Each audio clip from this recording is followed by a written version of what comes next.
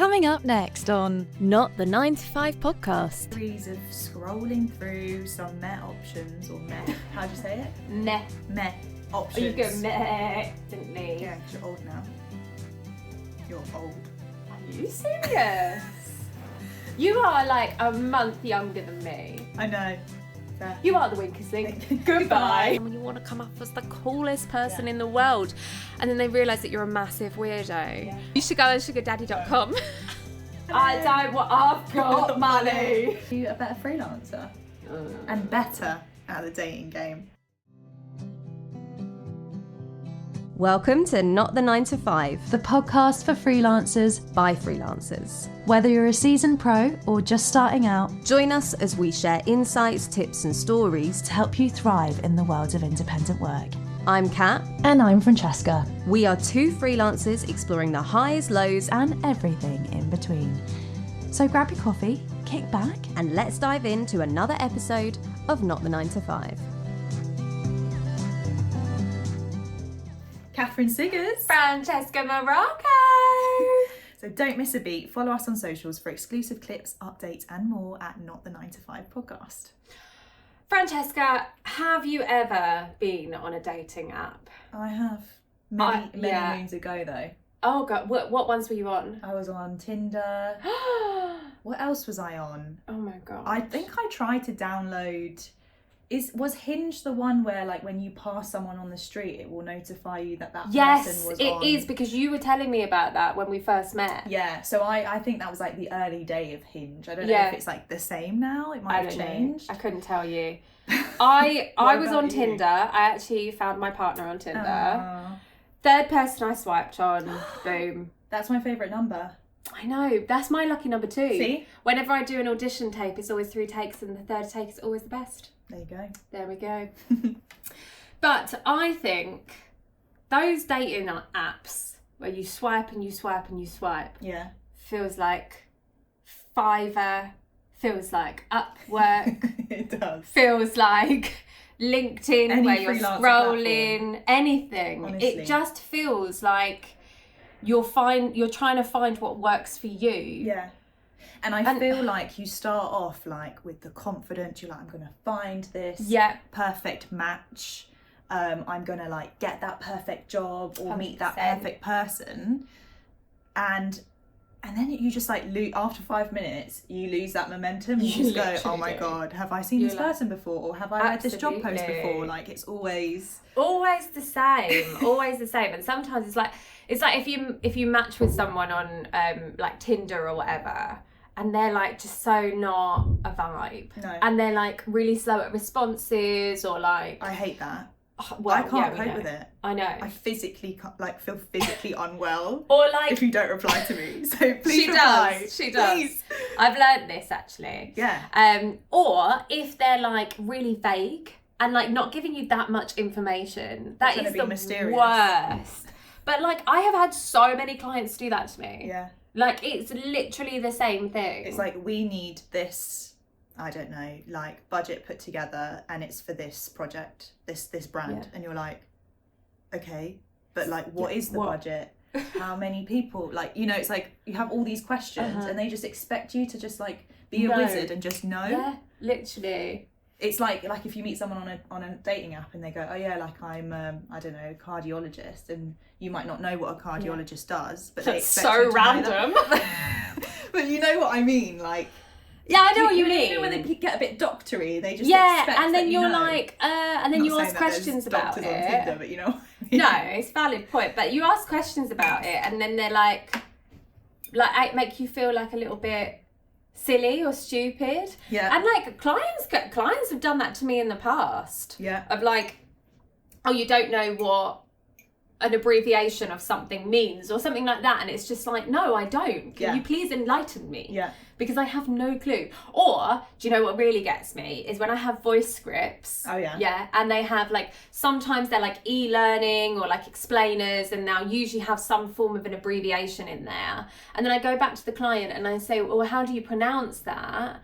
And some of them come back like it's spelt, or like don't even answer my question properly. And I'm like, well, just let me know. Like, is it is it like in letters, like ANP, for example, or is it UNPA? You know? This is true. Literally. This is true. Well, that's swiping through options, I guess. That's literally. Very similar. But in order to do that, I feel like with dating apps, it's quite good to kind of think about how you like showcase yourself on your profiles. Yeah. So like, it's so similar to how like you showcase yourself on LinkedIn, for example. You don't have a lot to write in your bio, a lot of characters to write in your bio. So it's like, how do you showcase yourself in the simplest way where people get enough information to know who you are? I feel like Tinder's exactly the same, or any dating app. And it's always that thing of like, on neither things, dating or on LinkedIn, I don't know what to write. Yeah. Like, I never knew. When I was on Tinder, I was like, how do I make myself seem like myself without seeming like corny or like cheesy or like cringe. Ugh. Yeah, no, not about that life. And it's the same. Like, at one point I had like a bio on LinkedIn that said something like bringing stories to life, and I'm like I just spat everywhere. Nice. You're welcome. At least it was this way, not over you. Thank you, because You're that would welcome. be. But yeah, it's just like I go back to that and I'm like, that is so cringy. Yeah. That is so cringy. Just say what you do. I now just say, okay, I'm an actor, voice actor, presenter, Here we go. podcast host, international acting and voice coach. That's all people need to know. In case you didn't know. In case you didn't know, by series 5, that is what I do. I have actually condensed it down. I used to have like 10 jobs when we first started. Oh my God. Didn't I? Yeah, you did. I've condensed it down. I'm niching down, everyone. Refocusing. Sometimes you've got to do that. Yeah. Like your profiles, you've got to refocus on it. Gotta do it. But yeah. Yeah. Sometimes you find like low paying gigs on like your freelance networks, right? Always. And then those low paying gigs might lead you to bigger projects. So, it's just a series of scrolling through some meh options, or meh. How do you say it? Meh options. Or you go meh and sound like a goat. Right. Before you find your right match, essentially. Yeah, true. Actually, I said goat, but I think it's sheep. A sheep. But how does it? I think a goat also sounds like. Does it go meh? Do you know what I used to hate going on when I was on dating apps? Like, maybe in my like early 20s, and then more recently. Yeah, because you're old now. You're old. Are you serious? You are like a month younger than me. I know. You're not even a year and 3 a month. weeks You're younger, actually. See, you're correcting Thanks yourself. for remembering my You're welcome. birth of day, but anyway.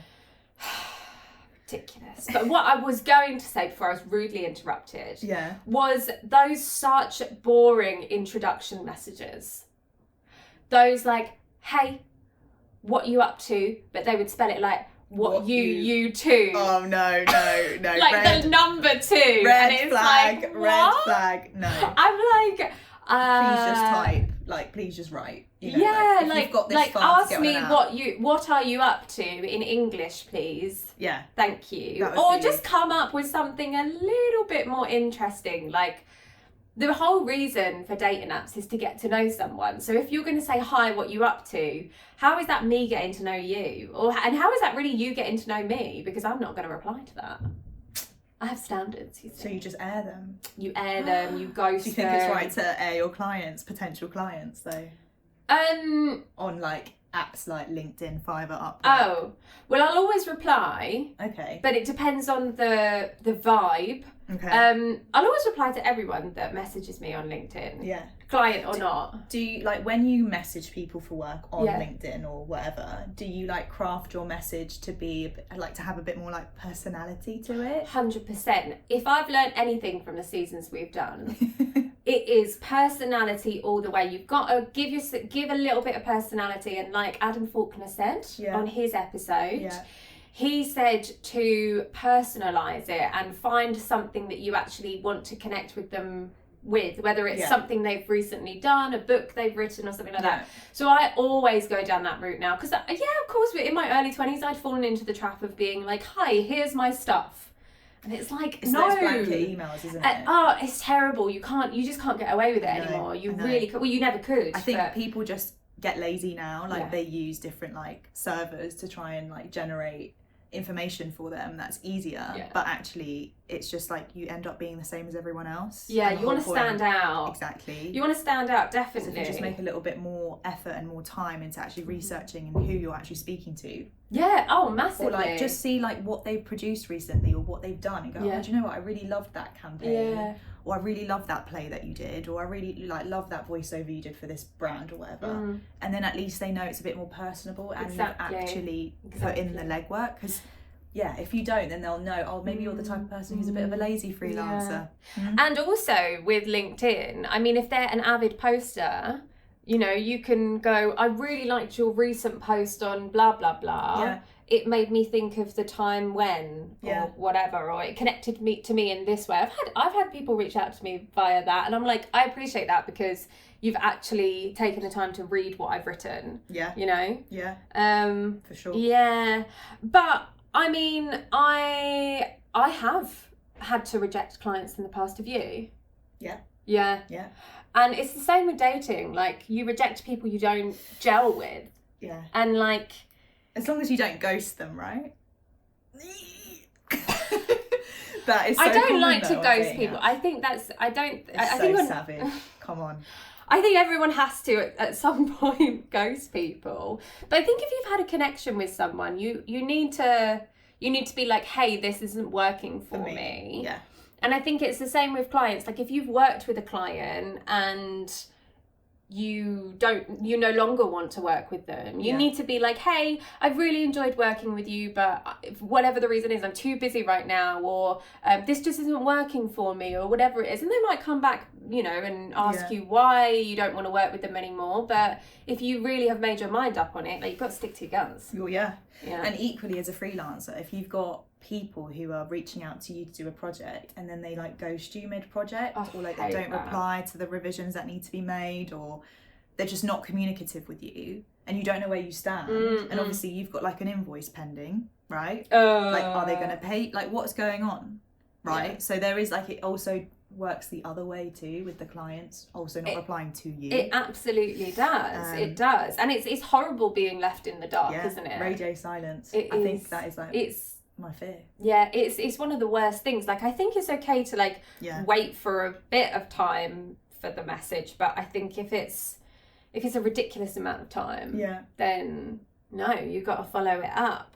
But it can really knock your confidence in a way. Like, if I feel like sometimes people take it personally if like people don't reply to you or clients don't reply to you. I think it's key to kind of use that frustration to just power you on rather than let it set you back.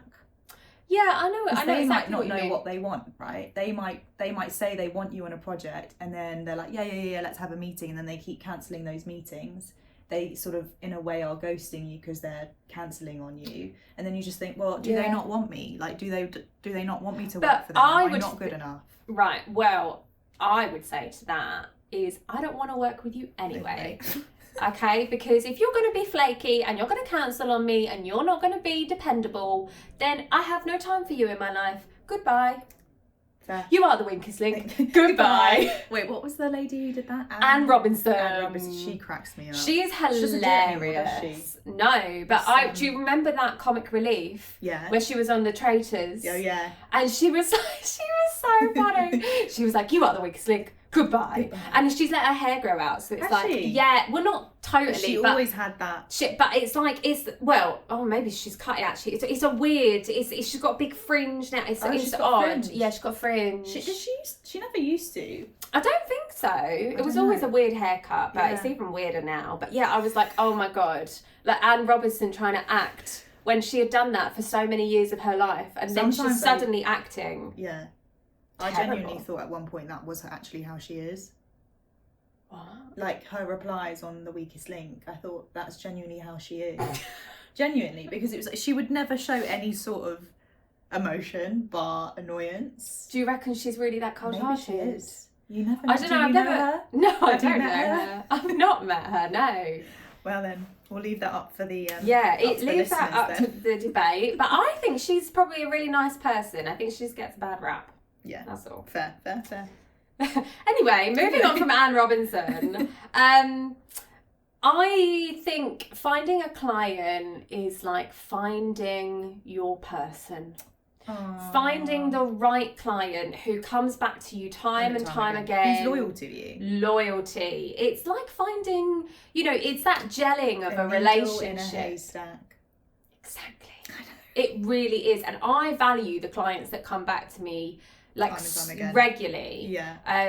Be it, once a month, every 3 months, or just every time they've got a project, they'll come to me. Like I value them so much. Yeah. And I feel like you end up having that working relationship as well, where they know that you're reliable, you know that they're reliable, that they're going to keep bringing you work, and you will always keep producing the work that you produce. Whereas it's not that I don't produce great work for all of my clients, because obviously I do. Obviously.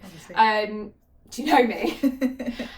But I do feel like I make sure that it's absolutely spot on for those clients that keep coming back and back and back, because I think that is so important to cultivate that relationship, and it really is like one in a million. Yeah.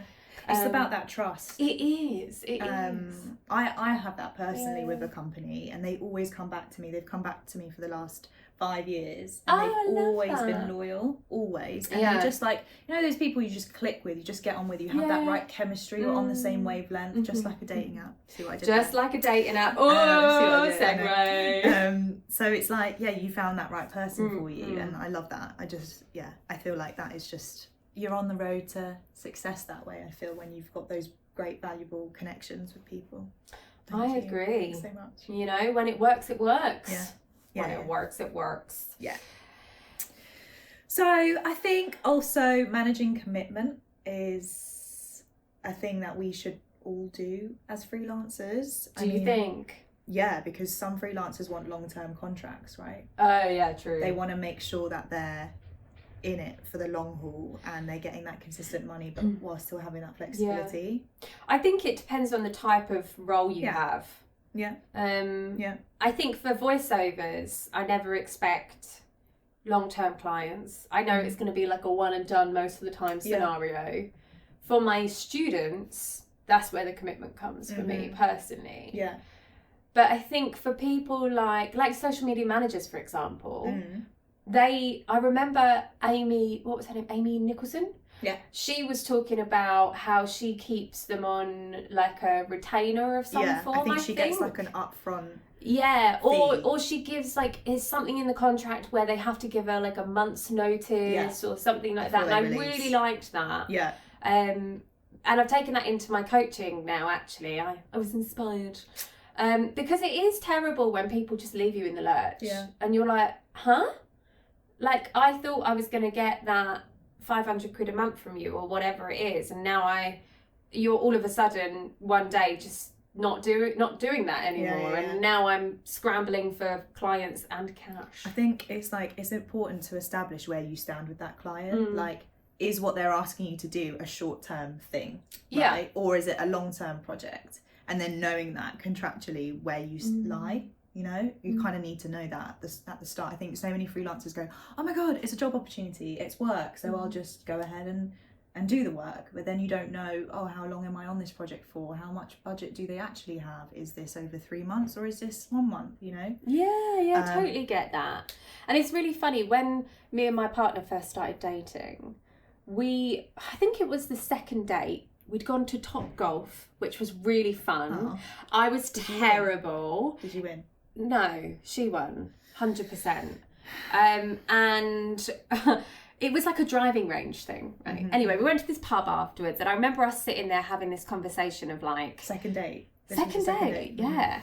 And get it out there quick, because there's no point us stringing each other along when one of us is in it for a long-term relationship and the other one's just looking to have a casual thing. Yeah. And so we had this conversation, literally the second date, of what do you want from this? Where do you see this going, kind of thing? Not get married and have kids kind of scenario, but because that's you never know. Some people might. Some people like to be direct. Some people like to be direct. Just want to know. But we definitely, we said, okay, I'm not talking to anyone else. Like, I am looking for a on the long-term second relationship. date? Yeah, second That's date. wild. I know. I couldn't believe it. It was like, Who said it first? Like, did you come up with that? I think I was worried that I wanted something that she didn't. Yeah. And then And you don't want to be too pushy, right? No, exactly. You know, when you first started dating someone, you want to come off as the coolest person in the world, and then they realise that you're a massive weirdo. Yeah. Absolute mess. Absolute mess. Tragic sometimes. Cries at everything. But Gets she's fine. fallen in love with me now, so there's no escaping. There you go. There's no escaping. But I think it actually set our relationship up to be super healthy and super strong. like communicative as well. You're like on the same level. On the same level. I always know where she stands and she always knows where I stand. There's no this, You know? oh my God, are they going to text me back? Oh my Exactly. God, like, are they dating other people? Like, Yeah. are they really committed to this? Is this just a fling? Like, it's the same like as freelancing. Like, it's that relationship that you need to build and like establish from the get-go. Absolutely. And I think if you're just honest straight off the bat about what you provide and like what you can give, then at least the client knows where you stand, and then it's a healthy, blossoming relationship. There we go. Healthy, blossoming relationship. I love that Thank so you. much. I think we can't talk about this kind of metaphor of dating and freelancing without talking about those red and those green flags. Oh, yeah. Okay. I think I'm going to start off with something we've literally just spoken about, and that is green flag communication. Absolutely top Okay. tier. Has to They be. talk to you about how they feel and what they expect. The same as a client expressing what they expect from you, their needs, what they want, and a deadline. Thank you very much. I love that. Absolutely. Absolutely. They respect your time. Another green flag. Oh, 100%. Like, do not expect me To to reply to you at 2:00 in the morning. I will be getting my beauty sleep. Thank you very much. Yeah. I am not going to, or if That's true. and they also respect that I may reply to something late, but that's because I'm a freelancer. Or I may send them something later on during the evening, but because I'm a freelancer, I make my own time. Yeah. And they respect that, but they also don't expect it. Yeah, it's the expectation. They shouldn't expect. Yeah, especially if that's they're a 9-to-5er. Yeah, You know. Exactly. Yeah.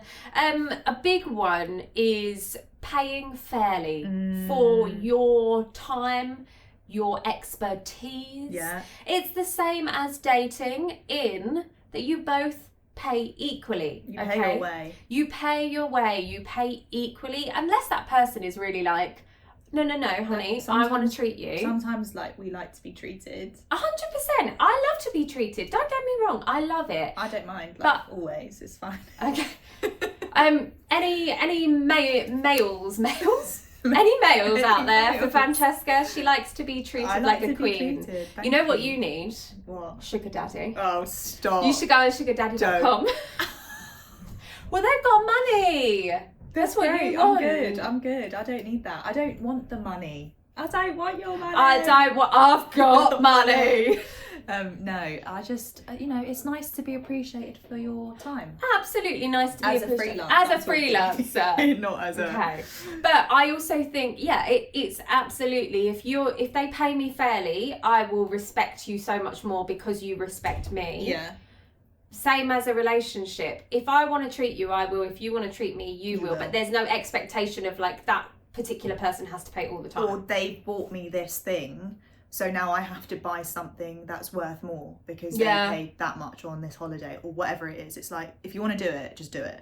If you don't. Do you know what? You should be an expert on maths. Do you know what? Because that I'd was love to. inspiring. If you want to do it, do it. It's true. If you don't, you don't. Yeah. There's exactly. I love that show. But anyway, deadlines, like giving reasonable deadlines. Like I've had so many occurrences where clients have been like, I need this like in an hour, or I need this like now, and I'm like, sorry, what do you mean now? Like I've literally we all have lives, like we all schedule our freelance lives around different projects, right? Sometimes you physically cannot on your own do it now. It's going to take you a while to to reprogram whatever you're doing, or resend a tape, or like redo a reel for like social media, if you're a social media manager, for example. Like you can't be expected to do. No, it cannot be within an hour. Like, that's so unrealistic. If it's something that takes more than an hour, and you might have scheduled something else in, right? Exactly. Right. And also, do you know what grinds me is when people are like, "Oh, can I have this within the next, say, 4 hours?" But they don't expect to pay an additional fee for a quick turnaround. Yeah. I'm like, this is true. Or even 24 hours. I'm like, come on, dude. Like, you need to give me the green. Thank you. The moolah. Because I am moving everything for you. Yeah. So you must repay me with the money. Yeah. Thank you. So basically, people who pay fairly and give reasonable deadlines. Absolutely. It's a green flag. It totally is a green flag. Yeah. You know another green flag? Go on. Value. Yeah. Value me. Yeah. All the way. And that's a mutual thing, actually. They understand your skill. Yeah. This is talking about a client now. Yeah. They understand your skill. They respect you. They know that you are the best person to go to for that particular thing. Yeah. They will actually listen to you and like take on board what you're saying. Yeah. And they're also not micromanaging you, which I cannot stand. I hate people micromanaging me. I'm more than happy to give you like a timeline of when I'm going to be doing things and but you understanding that might change. Especially if you've given me a deadline, like things will happen when they need to happen. Like you've employed me for a reason, like you should let me do what I do best, right? Exactly. Right. Otherwise, why employ me if you can do it? Do you know what I mean? Exactly. Another hard-hitting, straight to the point quotation here for you. Quotation, there we go. Red flags, let's go. Vague, unclear expectations. They don't know what they want and they expect you to figure it out. That goes for clients, that goes for people you're dating. Yeah. Some people expect you to figure everything out for them. And honey, I am not here for that. Yeah. Yeah. That's all I have to say. That's it. That's the summary of the red flags. So there's also scope creep. So like dates who expect more but give nothing in return. Oh. Clients are the same. They expect you to give the world, but they won't pay for it. So yeah, it's like that thing of like, you want it in 24 hours, but you're not willing to pay for it. Exactly. Terrible. I can't stand it when people lowball me either. Like, that's a massive red flag for clients. It's like, oh, I want you to do this 1,000-word script, but I'm going to pay you 50p for it. Yeah. And I'm like, I need it done now. Or expecting you to work for free because of the name attached to the project. Yeah. Like, true. if it's a big company or something and they're like, yeah, but, you know, it'd be really great for your portfolio. Yeah. I'm like, I'm sure it will be. And my bank account, thank you. Yeah. You know, if you're so big, you've got the money to pay for me. That's what I always think. I feel like with projects like that, if they're like a passion project with great people attached to it, I feel like that's up different. To you to decide, like, whether you want to do that for nothing or, you know. Yeah. But I get you when it comes to like people with big names, and then they go, no, can you just do it for free? And it's like, well, you've got obviously a budget for that person, so why don't you have it for me? I'm still an artist. Pay me. I'm an artist. Yeah. Rushing stuff. Rushing things. Ideal. In a relationship, you want to go slow and steady. Wins the race. It's like the tortoise and the hare. Yeah. That little story. Yeah. Tortoise won in the end. And I think that's how relationships should be, as well as clients. Yeah. It's like they expect you to just do everything quickly without. It's like, well, how do you expect me to put the time, the energy, and the care into it if you're rushing me? Literally. Like, I don't want that urgency in my life, especially if you're not going to pay me for it. I know. Yeah, terrible.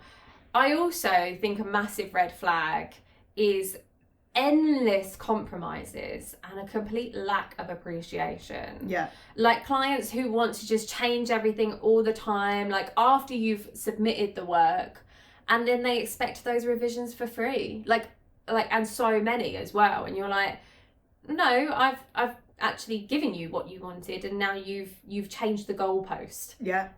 Don't appreciate it. Yeah, exactly. Yeah. Like the disrespect side of stuff as well. I feel like when clients don't respect your time or the energy that you've put into stuff, and they sort of gaslight you at the same time, and they go, no, we said that we needed that initially on our email to you, and it's like you go back on your email thread and they actually didn't ask for that, they're just making it up, which is so good, because like you should actually have an email thread so that you can like cover yourself as freelancers, because you're not like part of a company. Do you know what the worst thing is though? When they have actually said it. Have you ever done that? You probably haven't. No. I'm perfect. I'm joking, but no, I get you. Yeah, I've definitely had like they've said it, but it's been like one little line of it, and then that's the thing you've missed, and you just go, what the hell? Yeah, literally. And I hate that, but I also hate it when like people are just rude or unreasonable. Like there's no need for it, or like some clients, they don't mean to, I don't think, but they just have a way of making you feel like not important to their project. They just expect you to tra-la-la, go off and do that thing without like giving any appreciation. Like I want to be like, oh my god, well done, thank you, you did such great work. Like, but I do want a little thank you very much. Any clients I work with, I always say thank you to them as if I'm hiring someone, right? So I expect the same in return. But it's also, I mean, if you've ever dated a gaslighter, it's the worst fucking thing in the world. It is horrible. No, it when is. You are like giving it 100. Why? Absolutely. And then like you're apologizing for something you haven't done. Literally. Well, I think we've established that like freelancing and dating both require confidence. Like when you're starting out, or just in general, like I think we both, you just need the confidence as a freelancer to just get out there, be bold and brave in what you do. Definitely. But I also never realised how many similarities there were between dating and my freelance life. And now I'll never go back. I can never view it the same ever again. There you go. All of this turbulence, all the red flags, it makes you a better freelancer and better at the dating game. You're welcome. That was so cheesy. Can we end it there, everyone? That was terrible, Francesca. What are you doing? Thanks for listening to Not the 9 to 5 podcast. If you like this episode, we would love for you to subscribe to our channel, where we release weekly podcasts every Monday. Comment below to let us know who you'd like to see next on our podcast. Give this video a thumbs up and maybe share it with a freelance friend or two. Until next week, everyone. Keep freelancing.